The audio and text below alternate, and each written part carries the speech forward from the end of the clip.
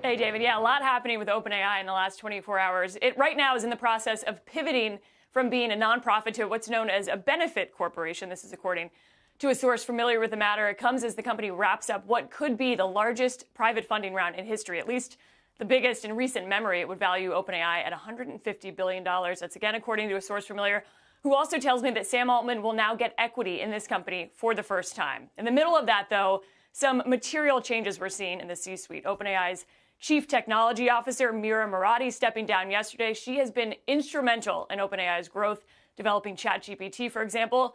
You might have heard this name. She became really a household name, at least in Silicon Valley, when she stepped in as interim CEO about a year ago when Sam Altman was momentarily ousted by the board. Murati has been an advocate for responsible AI and AI development. She did not say why she was leaving, aside from wanting, quote, time and space to do her own exploration. Chief Research Officer Bob McGrew also resigned yesterday, plus another top researcher.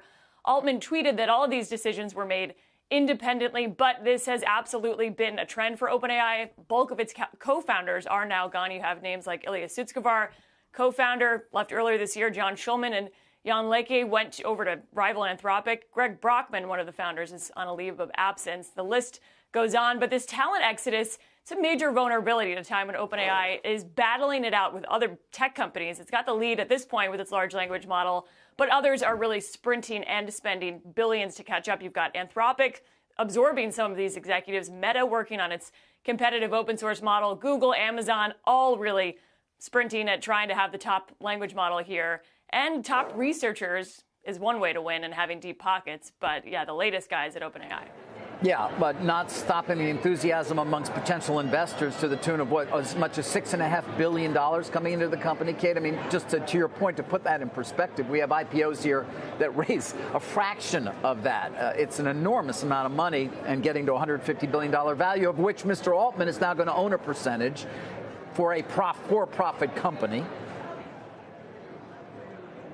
One takeaway is that Altman really right now is the key man. You have some of these material losses with a chief technology officer, but power is sort of consolidating around Sam Altman. He's had this prolific ability really to raise money to make these partnerships. So he is emerging as the key player.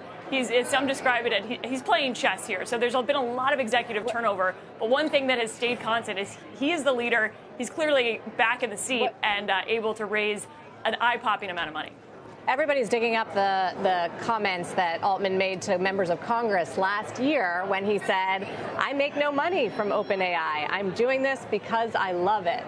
And positioning it as sort of this charitable endeavor to help make the world safe, which does raise questions, I think, going forward now, Kate, about safety and security in this new world we're venturing into where they're leading. Well, it's interesting, Sarah. The new structure that they're going for is a public benefit company, or corporation, which is what Anthropic is. It's what xAI is. There's about 15 or so publicly traded examples. You got Warby Parker, Allbirds, for example, Ben & Jerry's, Patagonia.